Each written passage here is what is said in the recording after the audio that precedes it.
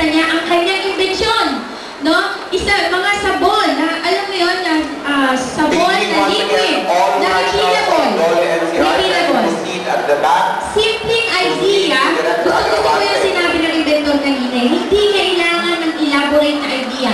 Lumabas ka lang dyan, ang dami talagang pwede mong itinda ngayon. Ngayon na, may mga computers kami dito, we can help you. No? And with the assistance of Dole, napakaganda mong opportunity, hindi kailangan na wala tayong pera.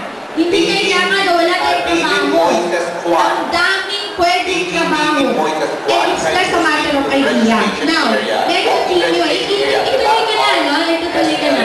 Oo, tutuloy ko na. Bigyan mo ako ng next slide. ebay.ph. Sino mo ang meron na pong account sa ebay.ph?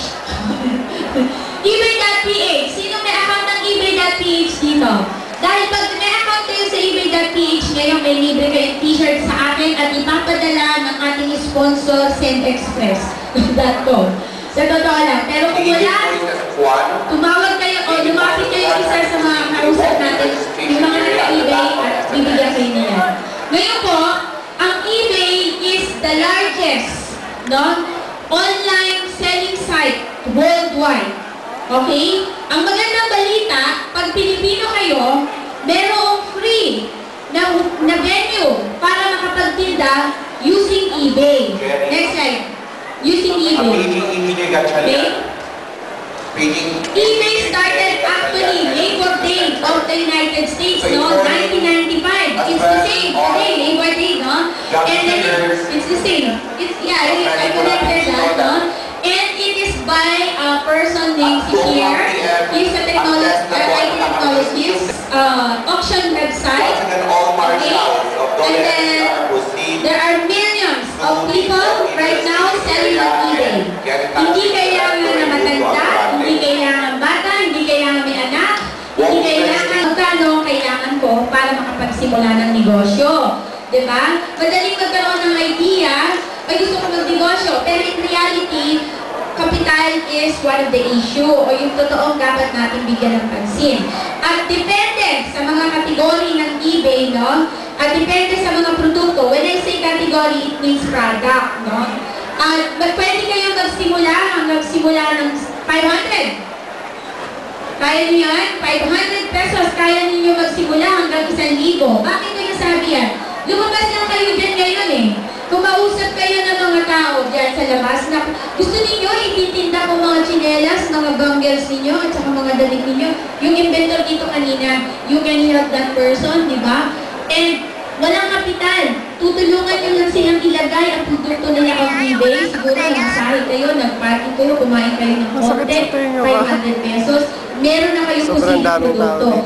Kasi sa totoo lang, hindi kailangan bilhin yung mga ibang produkto dito eh, sa online marketing. Yun ang difference niya between doon sa retail store na kailangan mong bumili ng inventory paninda. On the internet, sometimes or kalahati ng pwede niyong gawing negosyo is kinakausap ninyo ang mga manufacturer, ang mga retailer upang maitinda ang kanilang produkto on eBay. Kung kayo po ay marunong mag-computer, kahit yung basic lang, at mag-take advantage kayo sa program ng Dole, kung hindi kayo marunong, at kung marunong na kayo, pwede kayong pumunta sa amin at i-assist namin kayo for free. Sa 500 pesos na sabihin na hindi para bayad sa amin yun, ha? Siguro tumawag kayo sa akin, yung lumabas kayo dyan, at kung minsan po, pwedeng wala dahil yun nga, medyo may skills kayo makapag-usap. At sino rito ang mahilig mag-ukay-ukay? Hindi kailangan produktong gawa. Ukay-ukay. No problem with that. Di ba sa 1,000 kaya natin bumili ng marami-rami na rin produkto, di ba? Basta maganda lang ang taste mo. Sa totoo lang. So, ibig sabihin, sa 500, kaya nyo makakuha ng magagandang produkto, ha? Ukay-ukay pa lang yan. Sino dito nagka-Quiapo? Divisoria. Yun. Mga kandidato kayong lahat para sa eBay, no? Kasi dyan din ako bumukuha ng mga produkto. Diba? Sino rito ang taga-probinsya? Aurora. Sino ang taga-Davao? Anong produkto ng Davao, sir? Ha? Durian.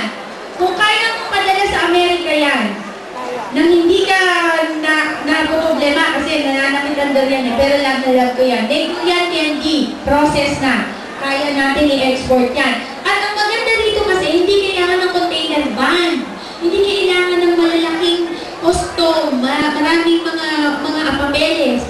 Kasi retail, isa-isang pakete, isa-isang peraso.